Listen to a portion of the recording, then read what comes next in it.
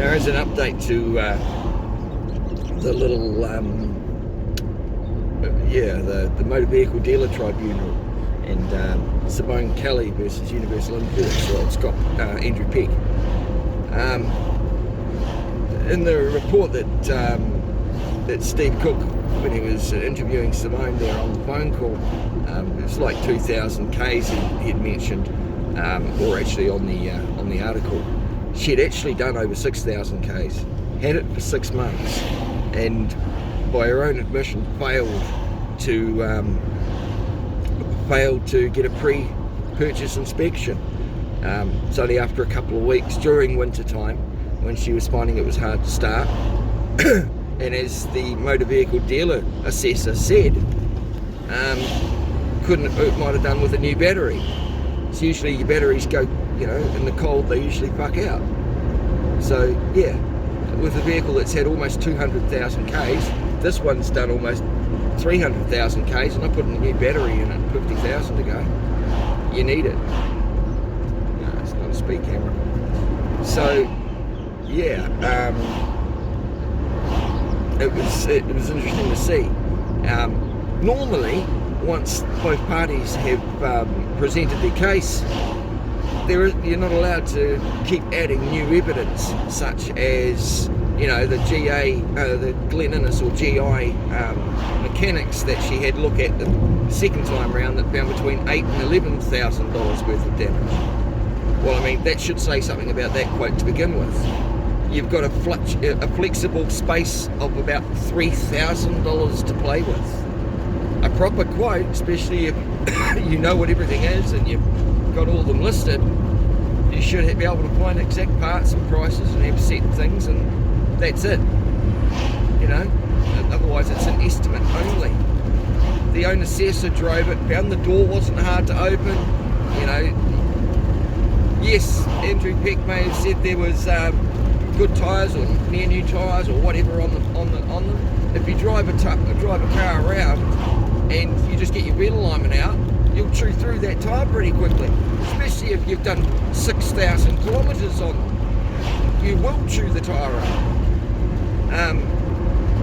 So yeah, it's just disgusting. She's gone onto social media and tried to slag off Universal Imports because she hasn't got her way, or doesn't think that things are justified. She says it's not over. As far as I know, the insurance company, that side of the decision was sorted out. Universal Imports have paid the finance company that she entered into contract with.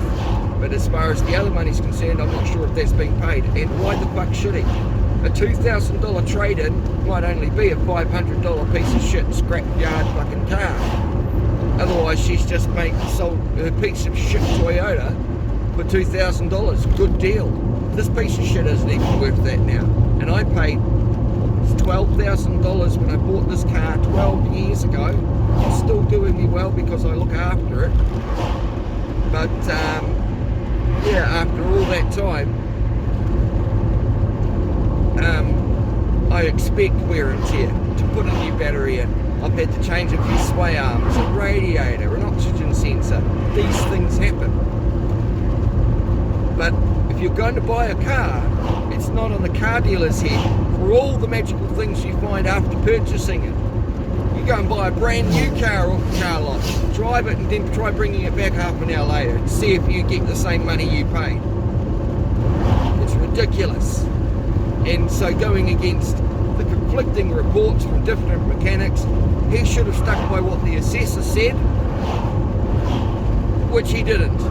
He did a complete 180, and then we're talking about Brett Carter. This is a barrister in Auckland, and yet he's an adjudicator. How can a judicial officer be impartial when he's also a practicing lawyer? Because short of practicing law from the bench, you're practicing law everywhere else but sitting on it. So yeah, very dodgy. And Brett Carter, I have heard numerous complaints about this guy in the 5 years that he's been doing this shit. Just absolute ridiculous decisions. So I know of at least 3, just off the top of my head. So yeah, Brett Carter, mate, you need your head read. you best retire. You know, I mean, what kind of guy puts a cell phone up there for everyone to see on public websites and their postal addresses? What, are you looking for someone to come and protest outside your house because they've been unjustly fucking dealt with by you and your screwy way of thinking about things? Anyway, that's just my 2 bits in. Brian Andrews, great guy, you know, over 40 years ago started There-You-Go, he co-created it, and because of the stress and other things, you know, as you can expect, time took its toll. He's still alive and kicking well today. Him and his wife, they're very, very lovely people, according to a friend of mine, and yeah, best wishes out to him. That's why I've thrown him in with the There-You-Go bits as a special request. Catch you later, guys. See ya.